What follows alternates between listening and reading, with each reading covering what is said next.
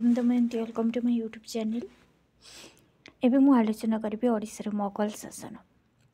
मु PG syllabus CC 8 रो आलोचना करुले। CC 8 रो unit 2 रे हमर अछि विभिन्न हमर ओडिशा रे विभिन्न राजवंशर उदय विलय। तो से मु सोमवंश, भौमवंश, चेदी वंश आलोचना कर सारे। एबे देखिबा हमें मोगल शासन। ओडिशा रे मोगल शासन किंबदंती जना जाए जे कला पहाड़ बा कालाचांद नामक जड़े हिंदू बंग देश रे जड़े मुसलमान रमणी को विवाह करिबारु हिंदू माने तांको समाजरू विच्युति करथिले, किंतु से पुनर्बार हिंदू धर्म रे दीक्षित हेबाको चेष्टा करी विफल हेबारु सेथिर प्रतिशोध नेबाको जाई ओडिशा रे बहु हिंदू मंदिर एवं देवादेवींकर मूर्ति ध्वंस करि पकाइले। हैला आमे किंबदंती रो कोन जानिछु ना हमर कला पहाड़ बा कालाचांद तांको कुआ जाए नामक जड़े हिंदू बंग देश रे जड़े मुसलमान रमणी को विवाह करथिले। हैला तेणुकरी हिंदू माने तांको समाजरू विच्युति कर देथिले। से जेहेतु मुसलमान तेणुकरी से जेहेतु हिंदू को विवाह करथिले तेणुकरी हिंदू माने तांको विच्युति कर देथिले, किंतु से पुनर्बार हिंदू धर्म रे दीक्षित हेबाको चेष्टा करी कि से विफल होइथिले। सेथिरु प्रतिशोध नेबा पई से ओडिशार बहु मंदिर एवं देवादेवींकर मूर्ति को से ध्वंस कर पकाइथिले। कटकर राजधानी बारबाटी दुर्ग जो नवतोड़ प्रासाद थिला ताहाकु आक्रमण करी मुकुंद देवंकर राणी को कला पहाड़ गोमांस रांधि देवाको बाध्य कले। हैला जो कटकर राजधानी बारबाटी दुर्गर जो नवतोड़ प्रासाद थिला ताकू आक्रमण करिकी मुकुंद देव राणी को कला पहाड़ गोमांस रांधिबा को बाध्य करथिले। हैला तो कटक ठारू से नीलाचल क्षेत्र को जाई श्री मंदिर लुटपाट करी श्री जगन्नाथଙ୍କ दारू विग्रह मान कटकरे बही नहीं गंगा नदी कोଳରେ ताहा दग्ध करथिले, किंतु विश्वर महांती नामक श्री जगन्नाथଙ୍କର जड़े भक्त तांकर दारू ब्रह्म को सेठारू उद्धार करी गुप्तरे ओडिशा को ताहा फेराई आनिबारु नूतन दारू विग्रह परे प्रतिष्ठित होई पारिथिला। ख्रीष्टाब्द 1568 ठारू आरंभ करी 1592 ख्रीष्टाब्द पर्यंत ओडिशा मोगल शासनर अंतर्भुक्त हैला। ओडिशा केतेरू ना 1568 रु आरंभ करी 1592 ख्रीष्टाब्द पर्यंत ओडिशा मोगल शासन रे अंतर्भुक्त हैला। 1573 ख्रीष्टाब्द रे सुलेमान को ज्येष्ठ पुत्र बायजीत को मृत्यु हेबारु तांकर भ्राता दाऊद ओडिशा शासनर कर्ता हेले। तांकर औद्धत्य हेतु सम्राट अकबर 1574 ख्रीष्टाब्द रे तांको परास्त करी तोडर मल्लंकु बंग और बिहार शासन भार अर्पण कले। हेलो आमर 1574 ख्रीष्टाब्द रे तांको परास्त करिकी हेला तोडर मल्लंकु बंग और बिहार शासन अर्पण कले।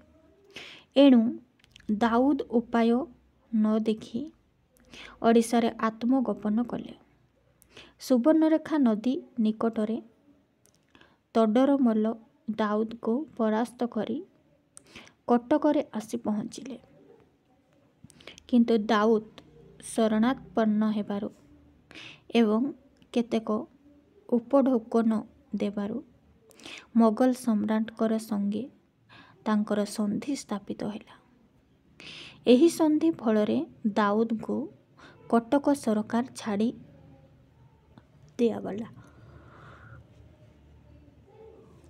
तोडर मल्लंक संगे आसीथिबा मुनिखा ବଙ୍ଗର ଶାସନକର୍ତ୍ତା ରୂପେ ଅଳ୍ପ ସମୟ ରହି ମୃତ୍ୟୁ ମୁଖରେ ପଡ଼ିବାରୁ ଦାଉଦ ବଙ୍ଗ ଅଧିକାର କରିବାକୁ ଚେଷ୍ଟା କଲେ।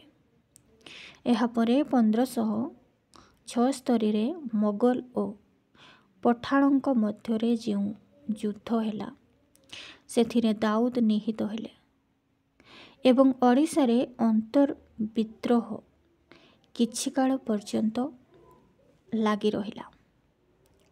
ତୋଡରମଲ୍ଲ ଦିଲ୍ଲୀ ଫେରିଯିବା ପରେ ମୁଜାଫର ଖାଁ ବଙ୍ଗ ଓ ଓଡ଼ିଶାର ସୁବାଦାର ରୂପେ ନିଯୁକ୍ତ ହେଲେ। ଆମର ତୋଡରମଲ୍ଲ ଦିଲ୍ଲୀ ଫେରିଯିବା ପରେ କିଏ? ମୁଜାଫର ଖାଁ କେଉଁଠିର ସୁବେଦାର ହେଲେ? ବଙ୍ଗ ଓ ଓଡ଼ିଶାର ସୁବେଦାର ରୂପେ ନିଯୁକ୍ତ ହେଲେ। 1580 ଖ୍ରୀଷ୍ଟାବ୍ଦରେ ଓଡ଼ିଶାର ଆଫଗାନ ବିଦ୍ରୋହୀମାନେ କୋତଲୁ ଖାଁ ଲୋହାନୀଙ୍କର ନେତୃତ୍ୱରେ ଓଡ଼ିଶା ଆକ୍ରମଣ କରିବା ବେଳେ କଳାପାହାଡ଼ ଆସିଥିଲା ବୋଲି ଇତିହାସରୁ ଜଣାଯାଏ। ଦ୍ୱିତୀୟବାର କୋତଲୁ ଖାଁଙ୍କ ସଙ୍ଗେ ମୋଗଲମାନଙ୍କର ଯୁଦ୍ଧ ହୋଇ ଖ୍ରୀଷ୍ଟୀୟ 1584ରେ ଶାସନଭାର ସେ ପାଇଲେ ସତ୍ୟ, କିନ୍ତୁ 1590ରେ ବିହାର ଆଡ଼ୁ ଆକବରଙ୍କ ସେନାପତି ମାନସିଂହ ଯେତେବେଳେ ଓଡ଼ିଶାରେ ପହଞ୍ଚିଲେ ତାଙ୍କର ରାଜନୈତିକ ଚତୁରତା ହେତୁ ପଠାଣ ସୈନ୍ୟ ସମ୍ପର୍କ ରୂପେ ପରାଜୟ ସ୍ୱୀକାର କଲେ। ସେତେବେଳକୁ କୋତଲୁ ଖାଁଙ୍କର ମୃତ୍ୟୁ ହୋଇଥିଲା। ତେଣୁ ତାଙ୍କର ପୁତ୍ରଙ୍କ ସହିତ ମାନସିଂହଙ୍କର ଗୋଟିଏ ସନ୍ଧି ସ୍ୱାକ୍ଷରିତ ହେଲା। ସନ୍ଧିର ସର୍ତ୍ତ ଅନୁସାରେ ଓଡ଼ିଶାରେ ଆକବରଙ୍କ ମୁଦ୍ରା ପ୍ରଚଳିତ ହେଲା। ଶ୍ରୀ ଜଗନ୍ନାଥଙ୍କ ମନ୍ଦିର ଉପରେ ପଠାଣମାନଙ୍କର କର୍ତ୍ତୃତ୍ୱ ରହିଲା ନାହିଁ। ମାତ୍ର ଏ ସନ୍ଧି ସ୍ଥାୟୀ ନ ହେବାରୁ ଶ୍ରୀ ଜଗନ୍ନାଥଙ୍କ ମନ୍ଦିର ପୁନର୍ବାର ଲୁଟପାଟ କରିବାକୁ ପଠାଣମାନେ ଉଦ୍ୟମ କଲେ। ଦ୍ୱିତୀୟବାର ମାନସିଂହ ଖ୍ରୀଷ୍ଟୀୟ 1597ରେ ଓଡ଼ିଶା ଆଗମନ କରି ପଠାଣମାନଙ୍କୁ ସମ୍ପୂର୍ଣ୍ଣ ରୂପେ ସେଠାରୁ ବିତାଡ଼ିତ କଲେ। ନେକ୍ସଟ ମୋଗଲ ଶାସନରେ ଓଡ଼ିଶା।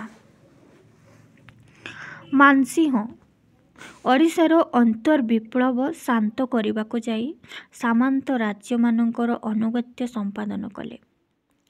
ତାପରେ ଓଡ଼ିଶାର ଶାସନଭାର ସଙ୍ଗେ ଶ୍ରୀଜଗନ୍ନାଥ ମନ୍ଦିର ପରିଚାଳନା କାହା ଉପରେ ନ୍ୟସ୍ତ କରାଯିବ ସେ ବିଷୟରେ ଚିନ୍ତା କରି ଶ୍ରୀଜଗନ୍ନାଥଙ୍କ ଦର୍ଶନ କରିବାକୁ ମୁକୁନ୍ଦ ଦେବଙ୍କ ପୁତ୍ର ଏବଂ ଓଡ଼ିଶାର ମୁଖ୍ୟ ସେନାପତି ରାମଚନ୍ଦ୍ର ଦେବଙ୍କର ଗହଣରେ ମାନସିଂହ ଶ୍ରୀମନ୍ଦିରରେ ଉପସ୍ଥିତ ହେଲେ। ପ୍ରାଚୀନ ରୀତି ଅନୁସାରେ ପାଣ୍ଡବମାନେ ଓଡ଼ିଶା ରାଜାଙ୍କୁ ଠାକୁରଙ୍କର ପାଦପଦ୍ମ ଦର୍ଶନ ପୂର୍ବରୁ ମାଳା ଚନ୍ଦନ ଦେବାର ପ୍ରଥା ଥିଲା। ତେଣୁ କାହାକୁ ସେ ମାଳା ଚନ୍ଦନ ଦେବେ ଏକଥା ମାନସିଂହଙ୍କୁ ପଚାରିବାରୁ ରାମଚନ୍ଦ୍ର ଦେବ ପ୍ରତି ସେ ଅଙ୍ଗୁଳି ନିର୍ଦ୍ଦେଶ କଲେ। ସେହି ସମୟରୁ ଶୂଦ୍ରବଂଶୀୟ ରାଜା ରାମଚନ୍ଦ୍ର ଦେବ ଓଡ଼ିଶାର ଗଜପତି ସିଂହାସନ ଆହରଣ କଲେ। ମୁକୁନ୍ଦ ଦେବଙ୍କର ଦୁଇ ପୁତ୍ରଙ୍କୁ ଆଳି ଓ ପଟିଆର ରାଜା ରୂପେ ରଖାଗଲା। ଯେତେବେଳେ ଓଡ଼ିଶାର ରାଜନୈତିକ ବ୍ୟବସ୍ଥା ଏପରି ଭାବେ ସମାହିତ ହେଲା, ଠିକ୍ ସେତିକି ବେଳେ ପ୍ରାଚୀନ ଓଡ଼ିଶା ରାଜ୍ୟକୁ ଦୁଇ ଭାଗରେ ବିଭକ୍ତ କରାଗଲା। ଦକ୍ଷିଣ ଭାଗ ଚିଲିକା ହ୍ରଦଠାରୁ ଆରମ୍ଭ କରି ଶ୍ରୀକାକୁଲମ ପର୍ଯ୍ୟନ୍ତ ବାହମନି ସୁଲତାନଙ୍କ ରାଜ୍ୟରେ ସାମିଲ ହେଲା ଏବଂ ଉତ୍ତରାଞ୍ଚଳର ମୋଗଲ କର୍ତ୍ତୃତ୍ୱାଧୀନରେ ରହିଲା। ଉତ୍ତରାଞ୍ଚଳ ମୋଗଲ କର୍ତ୍ତୃତ୍ୱାଧୀନରେ ରହିଲା। ରାମଚନ୍ଦ୍ର ଦେବ ଖୋର୍ଦ୍ଧାର ରଥିପୁର ଦୁର୍ଗରେ ଅବସ୍ଥାନ କରି ଗଜପତି ଉପାଧି ବହନ କଲେ ଏବଂ ଶ୍ରୀଜଗନ୍ନାଥଙ୍କ ନବକଳେବର କରାଇ ଶ୍ରୀମନ୍ଦିରର ଉତ୍ତରର ଉନ୍ନତି ସମ୍ପାଦନ କଲେ। ଯେଉଁ ସମୟରେ ଓଡ଼ିଶା ମୋଗଲମାନଙ୍କର ଅଧୀନସ୍ଥ ହେଲା ସେତେବେଳେ ସର୍ବପ୍ରଥମେ ଓଡ଼ିଶାରେ ବାଣିଜ୍ୟ ଚଳାଇବାକୁ ୟୁରୋପୀୟ ବଣିକମାନେ ଅନୁମତି ପାଇ କେତେକ ବନ୍ଦରରେ ଆସ୍ଥାନ ଜମାଇଲେ। ମାଂସିଂଙ୍କର ଓଡ଼ିଶା ଆଗମନ ପରେ ସର୍ବପ୍ରଥମେ କୁତବୁଦ୍ଦିନ ଖାଁ ଏବଂ ତାଙ୍କ ମୃତ୍ୟୁ ପରେ ହାସିମ ଖାଁ ଓଡ଼ିଶାର ସୁବେଦାର ରୂପେ ନିଯୁକ୍ତ ହେଲେ। କିନ୍ତୁ ଦ୍ୱିତୀୟ ବ୍ୟକ୍ତିଙ୍କର ଅତ୍ୟାଚାର ହେତୁ ସ୍ଥାନୀୟ ଜମିଦାରମାନେ ଅତିଷ୍ଠ ହୋଇପଡ଼ିଲେ। ହାସିମ ଖାଁ ବଳପୂର୍ବକ ସେମାନଙ୍କଠାରୁ ପ୍ରଚୁର ଅର୍ଥ ସଂଗ୍ରହ କରି ସେଥିରୁ ନିର୍ଦ୍ଦିଷ୍ଟ ଅଂଶ ମୋଗଲ ସମ୍ରାଟଙ୍କୁ ପଠାଇଥିଲେ। ତାଙ୍କର ସମୟରେ କୋଶଦାସ ନାମକ ଜଣେ ରାଜା ଶ୍ରୀଜଗନ୍ନାଥଙ୍କ ମନ୍ଦିର ଭିତରେ ପଶି ପ୍ରଚୁର ଧନରତ୍ନ ଲୁଣ୍ଠନ କଲେ। ହେଲା, ତାଙ୍କ ସମୟରେ କିଏ ନା କୋଶଦାସ, ସିଏ ମନ୍ଦିର ଭିତରକୁ ପଶିକି ବହୁତ ଧନରତ୍ନ ଲୁଣ୍ଠନ କଲେ। ଏହା ଫଳରେ ଶ୍ରୀ ଜଗନ୍ନାଥଙ୍କର ରୀତିନୀତି ବନ୍ଦ ହୋଇଗଲା। ତତ୍କାଳୀନ ଖୋର୍ଦ୍ଧା ରାଜା ପୁରୁଷୋତ୍ତମ କୋଶଦାସଙ୍କ ସଙ୍ଗେ ସନ୍ଧି କରିବାକୁ ଯାଇ ବହୁ ପରିମାଣରେ ଉତ୍କୋଚ ତାଙ୍କୁ ଦେଇଥିଲେ। ଓଡ଼ିଶା ଇତିହାସରେ ଶ୍ରୀ ଜଗନ୍ନାଥ ମନ୍ଦିର ଯେତେଥର ଲୁଣ୍ଠିତ ହେବା ଘଟଣା ଘଟିଛି, ସେଥିମଧ୍ୟରୁ ଏହା ଅତି ନିର୍ମମ ଅତ୍ୟାଚାର ବୋଲି କଥିତ ହୁଏ। କୋଶଦାସଙ୍କ କାର୍ଯ୍ୟକଳାପରେ ତତ୍କାଳୀନ ମୋଗଲ ସମ୍ରାଟ ଜାହାଙ୍ଗୀର ପରମ ପ୍ରୀତି ହୋଇ ତାଙ୍କୁ ସମ୍ମାନିତ କରିଥିଲେ। ଖ୍ରୀଷ୍ଟୀୟ 1717ରେ ମକ୍ରମ ଖାଁ ଓଡ଼ିଶାର ସୁବେଦାର ରୂପେ ନିଯୁକ୍ତି ହେଲେ। କିଏ? ମକ୍ରମ ଖାଁ 1717ରେ ଓଡ଼ିଶାର ସୁବେଦାର ରୂପେ ନିଯୁକ୍ତ ହେଲେ। ସେ ଖୋର୍ଦ୍ଧା ଆକ୍ରମଣ କରିବାରୁ ରାଜା ପୁରୁଷୋତ୍ତମ ଦେବ ରାଜମାହେନ୍ଦ୍ରୀରେ ଆଶ୍ରୟ ନେଲେ। ସେତେବେଳେ ଖୋର୍ଦ୍ଧାର ଗଜପତି ରାଜାଙ୍କର ରାଜ୍ୟ ଯଥେଷ୍ଟ ଖର୍ବ ହୋଇ ତାଙ୍କୁ ସାଧାରଣ ଜମିଦାର ରୂପେ ରଖାଗଲା। 1728ରେ ମିର୍ଜା ଅହମଦ ବେଗ ନାମକ ଜଣେ ଦୁର୍ଦ୍ଦାନ୍ତ ବ୍ୟକ୍ତି ଓଡ଼ିଶାର ସୁବେଦାର ହୋଇ ପୁରୁଷୋତ୍ତମ ଦେବଙ୍କ ପୁତ୍ର ନରସିଂହ ଦେବଙ୍କ ବିରୋଧରେ ଯୁଦ୍ଧ କରିବାକୁ ଗଲେ। କିନ୍ତୁ ଠିକ୍ ସେତିକି ବେଳେ ଶାହାଜାହାନ ଦିଲ୍ଲୀରୁ ଆସି ଓଡ଼ିଶାରେ ପହଞ୍ଚିବାରୁ ମହମ୍ମଦ ବେଗ ସେଠାରୁ ଅନ୍ୟତ୍ର ପଳାୟନ କଲେ। କାରଣ ନରସିଂହ ଦେବ ଶାହାଜାହାନଙ୍କୁ ତାଙ୍କର ପିତା ଜାହାଙ୍ଗୀରଙ୍କ ବିରୁଦ୍ଧରେ ବିଦ୍ରୋହ କଲାବେଳେ ସାହାଯ୍ୟ କରିଥିଲେ। କିଏ? ଜାହାଙ୍ଗୀରଙ୍କ ବିରୁଦ୍ଧରେ ବିଦ୍ରୋହ କଲାବେଳେ ନରସିଂହ ଦେବ ଶାହାଜାହାନଙ୍କୁ ତାଙ୍କର ପିତା ଜାହାଙ୍ଗୀରଙ୍କ ବିରୁଦ୍ଧରେ ବିଦ୍ରୋହ କଲାବେଳେ ସାହାଯ୍ୟ କରିଥିଲେ। ଜାହାଙ୍ଗୀରଙ୍କର ରାଜତ୍ୱ କାଳରେ 1730 ଖ୍ରୀଷ୍ଟାବ୍ଦରେ ଗୋଲକୁଣ୍ଡା ସୁଲତାନଙ୍କ ପକ୍ଷରୁ ଗୋଟିଏ ଅଭିଯାନ ଚିଲିକା କୂଳ ପର୍ଯ୍ୟନ୍ତ ବ୍ୟାପ୍ତିଥିଲା।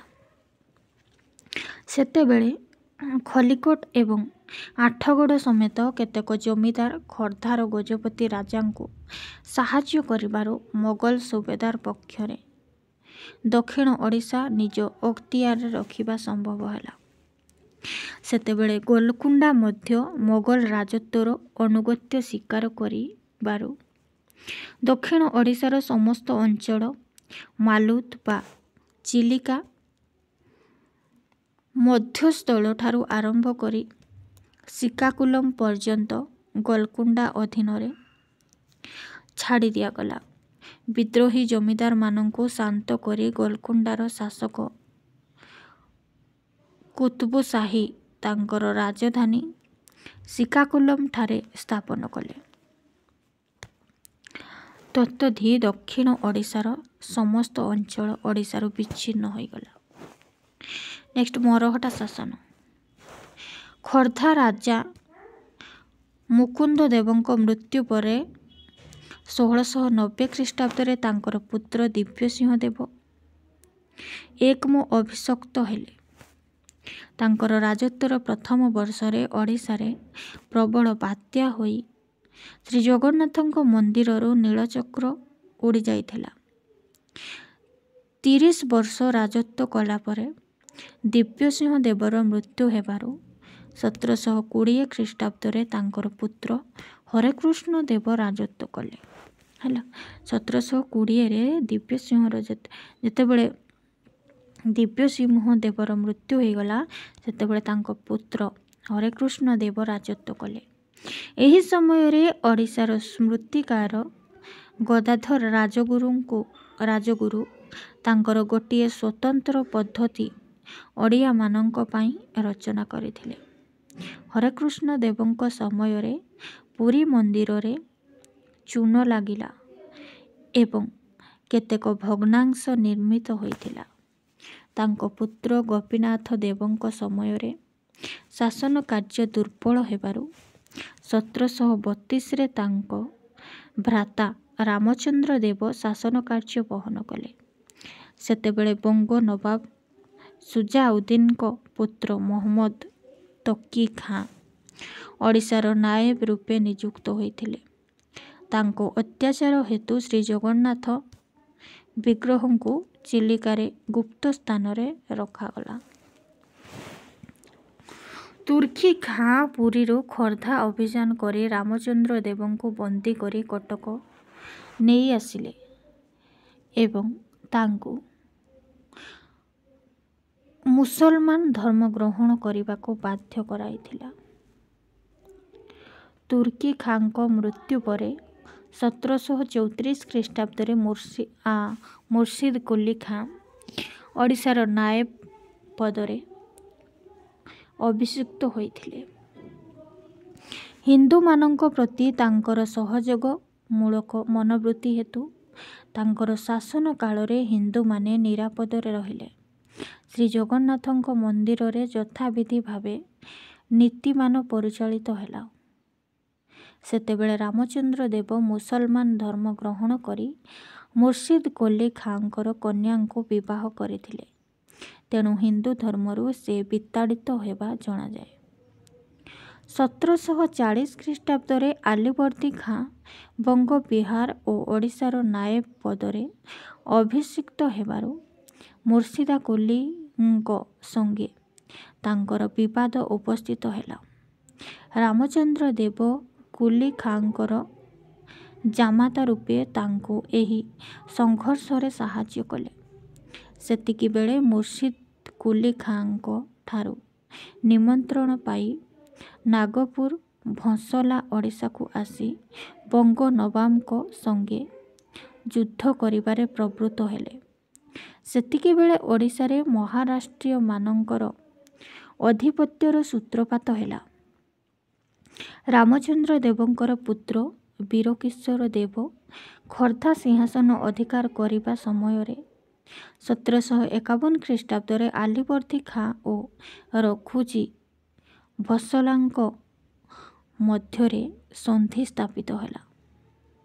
ଏହି ସନ୍ଧି ଅନୁସାରେ ଆଲିବର୍ଦୀ ଖାଁ ନିଜର ଅଧିକାରକୁ ନିରାପଦ କରିବା ପାଇଁ ମରହଟ୍ଟା ଶାସନଙ୍କୁ 12 ଲକ୍ଷ ଟଙ୍କା ଦେବାକୁ ସ୍ୱୀକୃତି ଦେଇଥିଲେ। ତାହାରି ଫଳରେ ଓଡ଼ିଶାରେ ଶାସନ କାର୍ଯ୍ୟ ଚଳାଇବାକୁ ନାଗପୁର ଭଂସଲା ଏବଂ ବଙ୍ଗଲାର ନବାବ ଉଭୟଙ୍କ ଅନୁମତି କ୍ରମେ ଆଲିବର୍ଦୀ ଖାଁ ଶାସନ ନିଯୁକ୍ତ ହୋଇଥିଲେ। ଉତ୍ତର ଓଡ଼ିଶାରେ ଯେତେବେଳେ ବଙ୍ଗର ନବାବ ଏବଂ ନାଗପୁରର ଭସଲାଙ୍କ ମଧ୍ୟରେ ସନ୍ଧି ହୋଇ ବିଖଣ୍ଡିତ ଓଡ଼ିଶାକୁ ଉଭୟେ ଶୋଷଣ କରିବା ପାଇଁ ମସୁଧା କଲେ, ସେତେବେଳେ ଗୋଲକୁଣ୍ଡା ଶାସନ ଦକ୍ଷିଣ ଓଡ଼ିଶାରେ ଭୁଷୁଡ଼ି ପଡ଼ିଲା। ସେହି ସୁଯୋଗରେ ପ୍ରଥମେ ଫରାସୀ ଓ ପରେ ଇଂରେଜମାନେ ତାହା ଅଧିକାର କରି ପରିଶେଷରେ ଇଂରେଜ ଇଷ୍ଟ ଇଣ୍ଡିଆନ କମ୍ପାନୀ ବିଦ୍ରୋହୀ ଓଡ଼ିଆ ଜମିଦାରମାନଙ୍କୁ ଆୟତ୍ତ କରିବାକୁ ଲାଗିଲେ।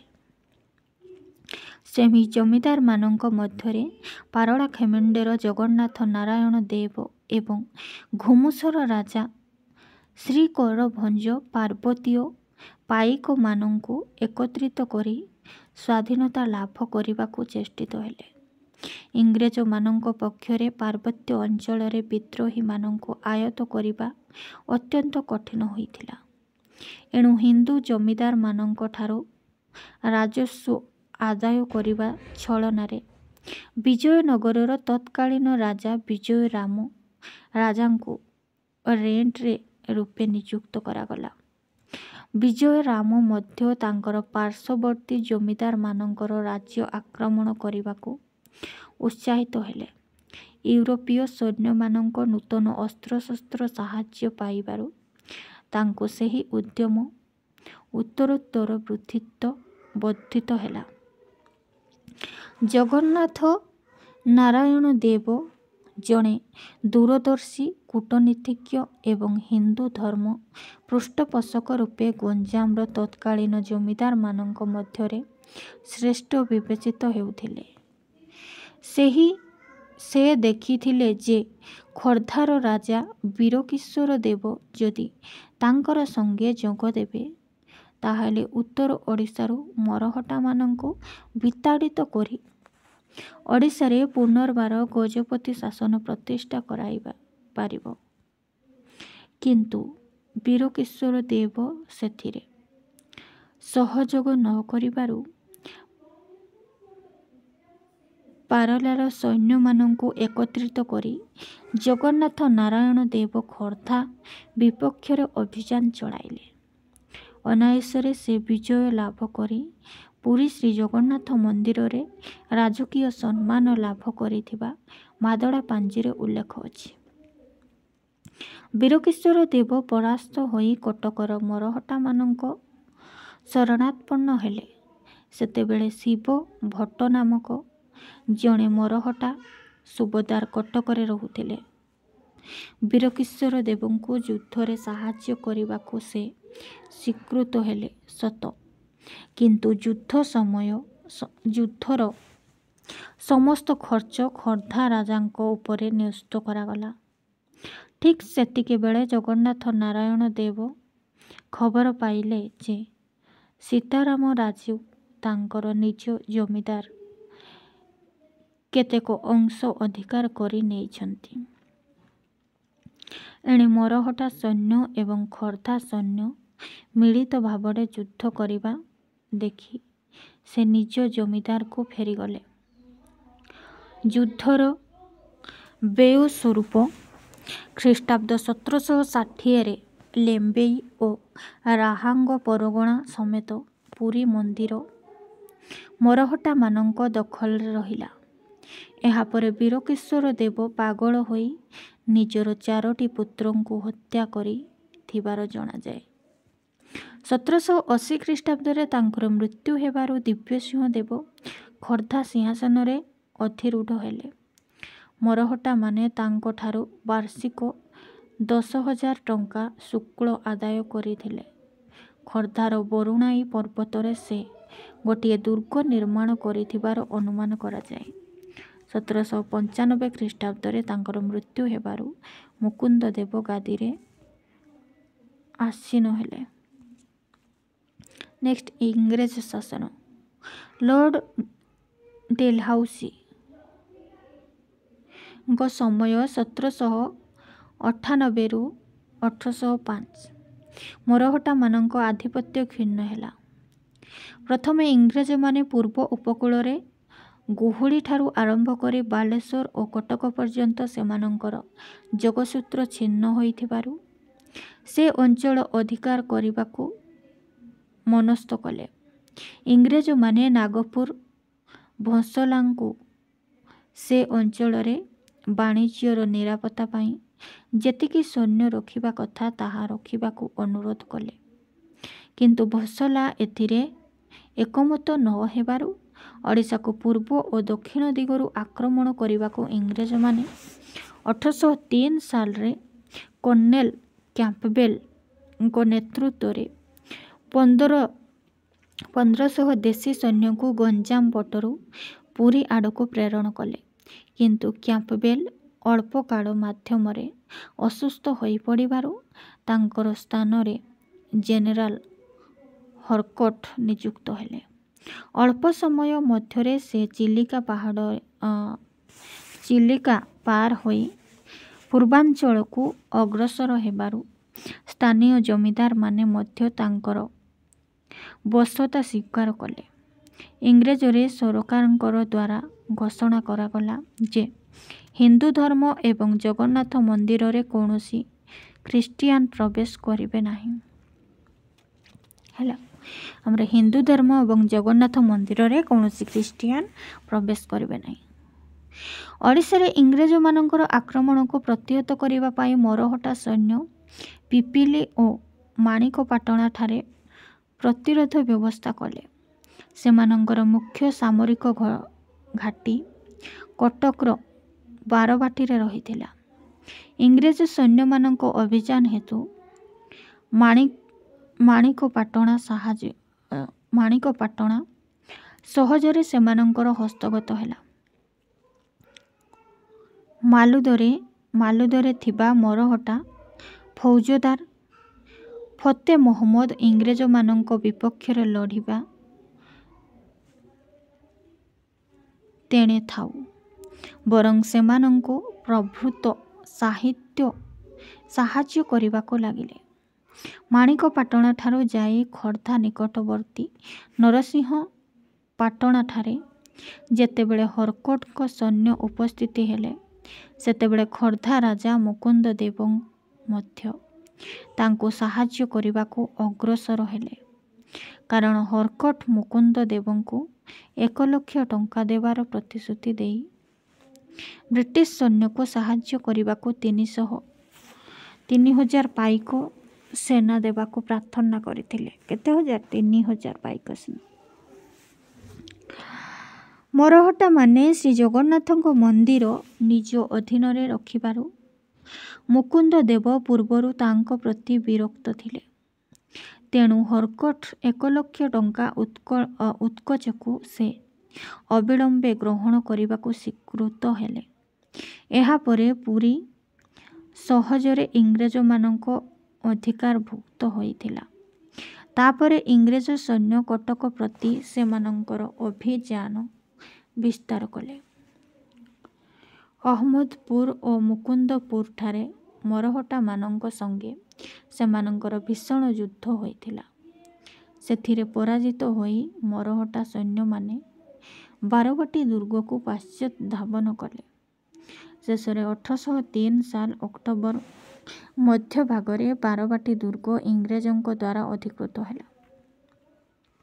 ଉତ୍ତର ଦିଗରୁ କ୍ୟାପ୍ଟେନ ମର୍ଗାନ କଲିକତା ଠାରୁ ଏକ କ୍ଷୁଦ୍ର ସୈନ୍ୟବାହିନୀ ନେଇ ବୋଇତରେ ଆସି ବାଲେଶ୍ୱରଠାରେ ପହଞ୍ଚିଲେ। ସେଠାରେ ମରହଟ୍ଟାମାନଙ୍କର ଫୌଜଦାରଙ୍କୁ ଉତ୍କୋଚରେ ବଶୀଭୂତ କରିବା ଫଳରେ ସୁବର୍ଣ୍ଣରେଖାର ପାର୍ଶ୍ୱବର୍ତ୍ତୀ ଅଞ୍ଚଳ ଅର୍ଥାତ୍ ଜଳେଶ୍ୱର ଠାରୁ ଚିଲିକା ହ୍ରଦ ପର୍ଯ୍ୟନ୍ତ ସମସ୍ତ ଅଞ୍ଚଳ ଇଂରେଜମାନଙ୍କ ଦ୍ୱାରା ଅଧିକୃତ ହେଲା।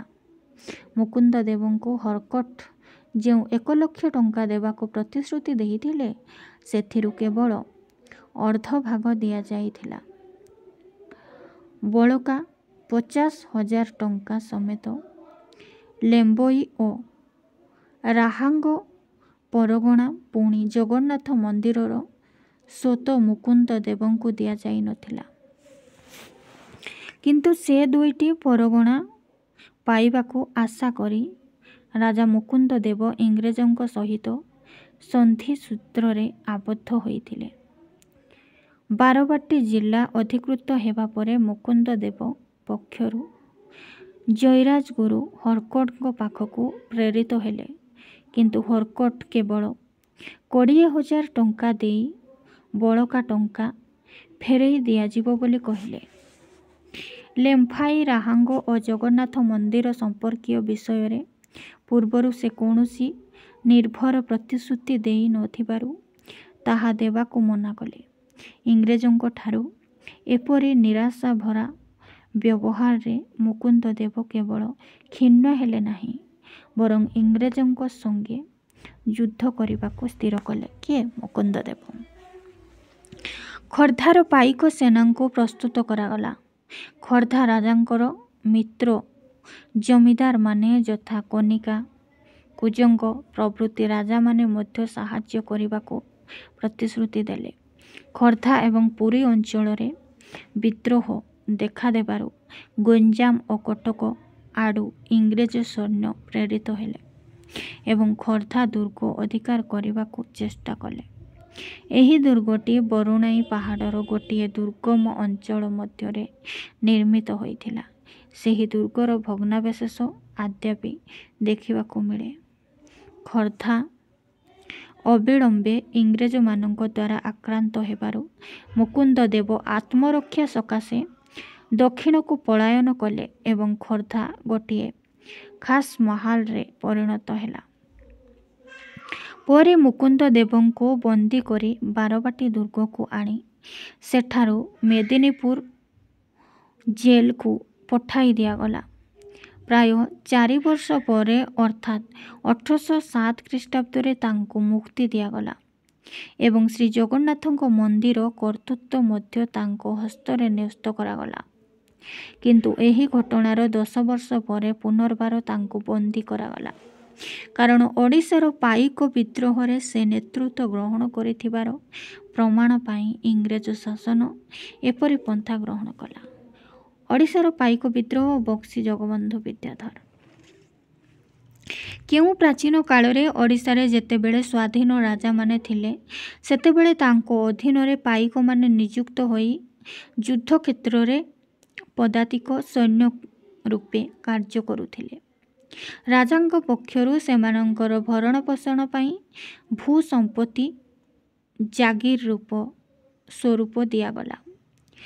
ଅନ୍ୟ ସମୟରେ ସେମାନେ ନିଜେ କିମ୍ବା ମୂଲିଆ ଲଗାଇ ସେହି ନିଷ୍କର ଭୂମି ଚାଷ କରୁଥିଲେ। ଏହି ପାଇକମାନଙ୍କ ମଧ୍ୟରେ ଥିବା ଦଳପତିଙ୍କୁ ମଧ୍ୟ ଜାଗିର ସ୍ୱରୂପ କେତେକ ଭୂମି ଓ ମୌଜା ଦିଆଗଲା। ଖୋର୍ଦ୍ଧା ରାଜା ମୁକୁନ୍ଦ ଦେବଙ୍କ ଅଧୀନରେ କେଉଁ ପାଇକମାନେ ରହିଥିଲେ, ତାଙ୍କର ଅଧିନାୟକ ସ୍ୱରୂପ ବକ୍ସି ଜଗବନ୍ଧୁ ବିଦ୍ୟାଧର ନାମକ ଜଣେ ସାହସୀ ଓ ବୀରପୁରୁଷ ନିଯୁକ୍ତ ହୋଇଥିଲେ। ପ୍ରଜାମାନେ ତାଙ୍କୁ ଦ୍ୱିତୀୟ ରାଜା ରୂପେ ମାନ୍ୟ କରୁଥିଲେ। କାହାକୁ? ବକ୍ସି ଜଗବନ୍ଧୁଙ୍କୁ। ପାଇକମାନଙ୍କ ମଧ୍ୟରେ ବୀରତ୍ୱ ଯେପରି ଥିଲା, ସେହିପରି ରାଜଭକ୍ତି ମଧ୍ୟ ରହିଥିଲା। ଅଦ୍ୟାପି ଖୋର୍ଦ୍ଧା ଏବଂ ଅନ୍ୟାନ୍ୟ ଅଞ୍ଚଳର ଖଣ୍ଡାୟତମାନେ ଶାରୀରିକ ବଳ ସଞ୍ଚୟ କରିବା, ଦଶହରା ଉତ୍ସବରେ ଦେବୀଙ୍କ ପୂଜା ପାଇଁ କୃପାଣ ଓ ତରବାରୀ ସଜ୍ଜିତ କରିବା ଏବଂ ଢାଲ, ତରବାରୀ, ଭାଲା ପ୍ରଭୃତି ଚଳାଇ ଯୁଦ୍ଧକୌଶଳ ପ୍ରଦର୍ଶନ କରିବା ଦେଖାଯାଏ। ପଦାତିକ ଶ୍ରେଣୀ ଯେଉଁ କେବଳ ଖଣ୍ଡାୟତ ଜାତିକୁ ନେଇ ଗଠିତ ହୋଇଥିଲା ତାହା ନୁହେଁ, ବିଭିନ୍ନ ଜାତି ମଧ୍ୟ ସେଥିରେ ଯୋଗ ଦେଇ ରାଜାଙ୍କଠାରୁ ନିଷ୍କର ଭୂମି ପାଉଥିଲେ।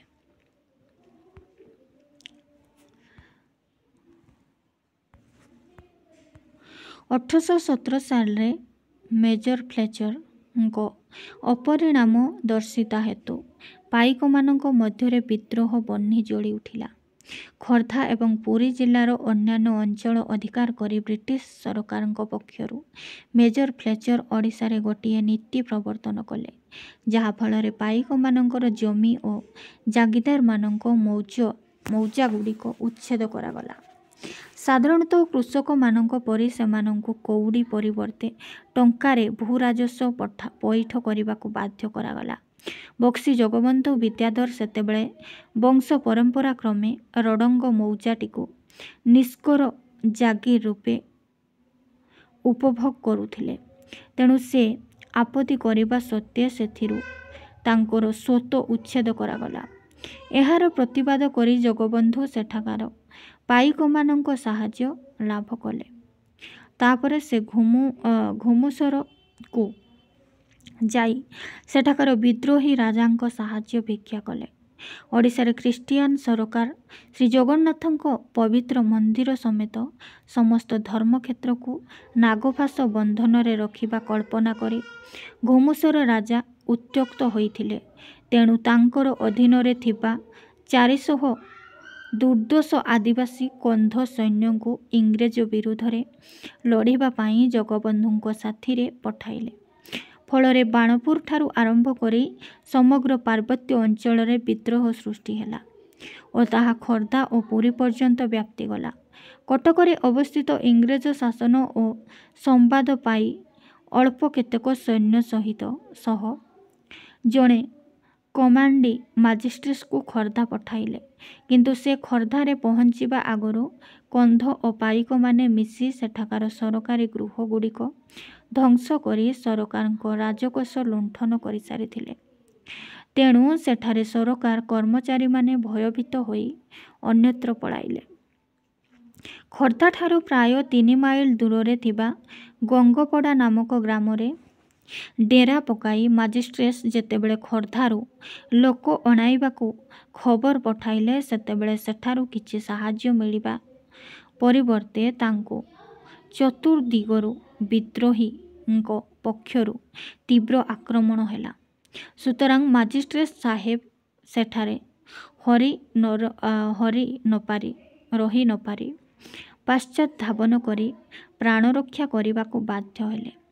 ଏଥିରେ ଉତ୍ସାହିତ ହୋଇ ଖୋର୍ଦ୍ଧା ପାଇକମାନଙ୍କ ସଂଖ୍ୟା ଅଧିକରୁ ଅଧିକ ହେବାକୁ ଲାଗିଲା। ସେଥିସଙ୍ଗେ ଇଂରେଜ ଶାସନ ସଂସ୍ଥା ସେ ଅଞ୍ଚଳରୁ ଭୁଷୁଡ଼ିଗଲା। ପଳାୟିତ ମାଜିଷ୍ଟ୍ରେଟ ସାହେବ କଟକରେ ପହଞ୍ଚି ଇଂରେଜ ଶାସକଙ୍କୁ ଜଣାଇଲେ ଯେ ଖୋର୍ଦ୍ଧା ବିଦ୍ରୋହ କ୍ଷୁଦ୍ର ପରିସର ମଧ୍ୟରେ ଆବଦ୍ଧ ନୁହେଁ, ତାହା ଏକ ଜାତୀୟ ସମସ୍ୟାରେ ପରିଣତ ହୋଇ ସମଗ୍ର ଦେଶରେ ବ୍ୟାପି ଯାଇଛି। ବିଦ୍ରୋହୀମାନେ ବକ୍ସି ଜଗବନ୍ଧୁଙ୍କୁ ଏବେ ରାଜା ରୂପେ ମାନୁଛନ୍ତି। ବର୍ତ୍ତମାନ ପାଇକ ଓ ଜନସାଧାରଣ ତାଙ୍କ ଆଦେଶରେ ପରିଚାଳିତ ହେଉଛନ୍ତି। ଏଣୁ ଅବିଳମ୍ବେ ବିଦ୍ରୋହ ଦମନ ପାଇଁ ପ୍ରଯୁକ୍ତ ପଦକ୍ଷେପ ନେବା ଅତ୍ୟନ୍ତ ଆବଶ୍ୟକ। ମାଜିଷ୍ଟ୍ରେଟ ସାହେବ କଟକରେ ପହଞ୍ଚିବା ଆଗରୁ ଖୋର୍ଦ୍ଧାରେ ରହିବା ଇଂରେଜ ସୈନ୍ୟମାନଙ୍କୁ ହତ୍ୟା କରାଯାଇଥିଲା ଏବଂ ପିପିଲିରେ ଥିବା ଇଂରେଜ ସୈନ୍ୟମାନେ ମଧ୍ୟ ନିଶ୍ଚିତ ହୋଇଥିଲେ। ପିପିଲିର ପୋଲିସ ଥାନା ଭସ୍ମୀଭୂତ ହୋଇ ସେଠାର ଇଂରେଜ କର୍ମଚାରୀମାନେ ନିହତ ହୋଇଥିଲେ। ଯେଉଁ ସୈନ୍ୟମାନେ କଟକରୁ ପିପିଲି ଓ ଗଙ୍ଗପଡ଼ାକୁ ଯାଇଥିଲେ, ତାଙ୍କ ସେନାପତି ମଧ୍ୟ ସେଠାରେ ନିହତ ହେଲେ। ଫଳରେ ଅବଶିଷ୍ଟ ଇଂରେଜ ସୈନ୍ୟ କଟକ ଫେରିଯିବାକୁ ବାଧ୍ୟ ହେଲେ। ଏ ଘଟଣାର ଅଳ୍ପ ସମୟ ପରେ ବିଦ୍ରୋହୀମାନେ ପୁରୀ ସହରରେ ପହଞ୍ଚି ସରକାରୀ କୋର୍ଟ, ଥାନା ଓ ଅନ୍ୟାନ୍ୟ ସରକାରୀ ଗୃହଗୁଡ଼ିକରେ ଅଗ୍ନି ସଂଯୋଗ କଲେ। ଗୋରାମାନଙ୍କ ରହିବା ବାସଗୃହ ମଧ୍ୟ ଭସ୍ମ ସ୍ତୂପରେ ପରିଣତ ହେଲା। ପରଦିନ ଇଂରେଜ ସୈନ୍ୟଙ୍କ ସଙ୍ଗେ ବିଦ୍ରୋହୀମାନଙ୍କର ଖଣ୍ଡଯୁଦ୍ଧ ଆରମ୍ଭ ହେଲା। ଇଂରେଜମାନଙ୍କ ବନ୍ଧୁକ ଚାଳନା ଓ ଆଧୁନିକ ଯୁଦ୍ଧ କୌଶଳ ହେତୁ ବିଦ୍ରୋହୀ ପାଇକମାନେ ପରାସ୍ତ ହୋଇ ନିକଟବର୍ତ୍ତୀ ଜଙ୍ଗଲରେ ଆତ୍ମଗୋପନ କଲେ। ଇଂରେଜମାନଙ୍କର ସେ ବିଜୟ ସ୍ଥାୟୀ ହେଲା ନାହିଁ। ଅବିଳମ୍ବେ ବହୁ ସଂଖ୍ୟାରେ ବିଦ୍ରୋହୀ ପାଇକ ପ୍ରାଣମୂର୍ଚ୍ଛା ଯୁଦ୍ଧ ଚଳାଇବାକୁ ଉଦ୍ୟତ ହେଲେ। ସେମାନଙ୍କ ସଙ୍ଗେ ଖୋର୍ଦ୍ଧା ରାଜା ମୁକୁନ୍ଦ ଦେବଙ୍କ ପାଇକ ସୈନ୍ୟ ଓ ଶ୍ରୀଜଗନ୍ନାଥ ମନ୍ଦିର ପଣ୍ଡା ପଢ଼ିଆମାନେ ମଧ୍ୟ ମିଳିତ ହୋଇଥିଲେ। ଚତୁର୍ଦିଗରୁ ଇଂରେଜ ସିପାହୀମାନଙ୍କ ଗତାଗତ ପଥ ରୁଦ୍ଧ ହୋଇଗଲା। ତଥାପି ଆତ୍ମରକ୍ଷା ନିମନ୍ତେ ସେମାନେ ଜଗନ୍ନାଥ ସଡ଼କରେ ପ୍ରଧାବିତ ହେଲେ। ଦିନ ରାତି ଅବିଶ୍ରାନ୍ତ ଭାବେ ସେହି ଏକମାତ୍ର ବିପଦସଙ୍କୁଳ ରାସ୍ତାରେ ସେମାନେ ପ୍ରାଣରକ୍ଷା କରିବାକୁ ଧାଉଁଥିଲା ବେଳେ ପଛରୁ ବିଦ୍ରୋହୀମାନେ ଗୋଡ଼ାଇ ବହୁ ଇଂରେଜ ଓ ତାଙ୍କ ଦଳର ସୈନିକଙ୍କୁ ନିହତ କଲେ। ମାତ୍ର ଅଳ୍ପ କେତେଜଣ ସିପାହୀ କଟକରେ ପହଞ୍ଚିବା ସମ୍ଭବ ହୋଇଥିଲା। ଖୋର୍ଦ୍ଧା ସଙ୍ଗେ ରାଜଧାନୀ କଟକର ସଂଯୋଗ ସମ୍ପୂର୍ଣ୍ଣ ଭାବେ ଛିନ୍ନ ହେଲା। ଯେଉଁ ସିପାହୀମାନେ ଆଗରୁ ଖୋର୍ଦ୍ଧାରେ ପହଞ୍ଚିଥିଲେ, ସେମାନଙ୍କ ଭାଗ୍ୟ କ'ଣ ହେଲା, ସେ ସମ୍ବାଦ କଟକରେ ମିଳିଲା ନାହିଁ। କିନ୍ତୁ ବନ୍ଧୁକଧାରୀ ସେହି 550 ଜଣ ସିପାହୀଙ୍କର ରଣକୌଶଳ ଓ ସେମାନଙ୍କର ଅସ୍ତ୍ର ସମ୍ମୁଖରେ ତିଷ୍ଠି ରହିବା ଦେଶୀୟ ପାଇକମାନଙ୍କର ପକ୍ଷରେ ସମ୍ଭବ ହେଲା ନାହିଁ। ଅଳ୍ପ କାଳ ଯୁଦ୍ଧରେ ପାଇକ ଓ ଘୁମୁସର କନ୍ଧମାନେ ବହୁ ସଂଖ୍ୟାରେ ନିହତ ହେଲେ।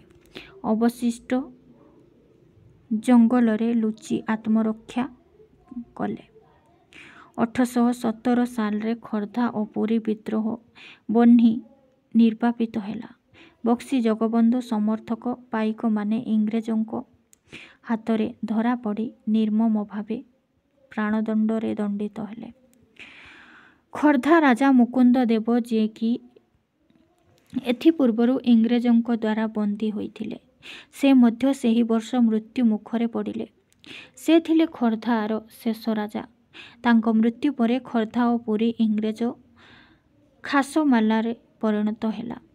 ମୁକୁନ୍ଦ ଦେବଙ୍କ ପୁତ୍ର ରାମଚନ୍ଦ୍ର ଦେବ ତୃତୀୟ ପୁରୀରେ ଗୋଟିଏ ପ୍ରାସାଦ ନିର୍ମାଣ କରି ଇଂରେଜଙ୍କ ଦୟାରେ ପାତ୍ର ହୋଇଥିଲେ। 1827 ସାଲରେ ତାପଙ୍ଗଗଡ଼ର ଦଳବେହେରା ମାଧବଚନ୍ଦ୍ର ରାଉତରାୟଙ୍କର ନେତୃତ୍ୱରେ ସେ ଅଞ୍ଚଳରେ ମଧ୍ୟ ଇଂରେଜ ବିରୁଦ୍ଧରେ ସାମାନ୍ୟ ବିପ୍ଳବ ଦେଖାଦେଇଥିଲା। ସରକାରଙ୍କୁ ଭୂ ରାଜସ୍ୱ ଦେବା ବନ୍ଦ କରିବାରୁ ସେ ବର୍ଷ କର୍ଣ୍ଣେଲ ହଟଟ ସିପାହୀ ଫୌଜ ସଙ୍ଗେ ଯାଇ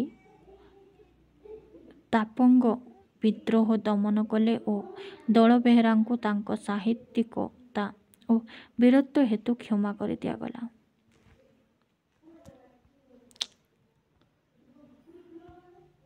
ଓଡ଼ିଶାରେ 9 ଅଙ୍କ ଦୁର୍ଭିକ୍ଷ। 1866 ସାଲରେ ଓଡ଼ିଶା ଏକ ଭୟଙ୍କର ଦୁର୍ଭିକ୍ଷ କବଳିତ ହୋଇଥିଲା।